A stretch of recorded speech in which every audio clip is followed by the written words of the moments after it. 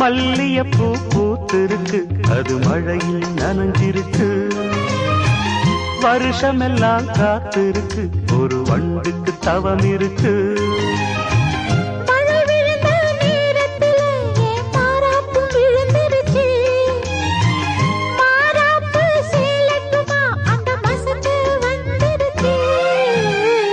மல்லியப்பூ பூத்திருக்கு, அது மழையில் நனைஞ்சிருக்கு.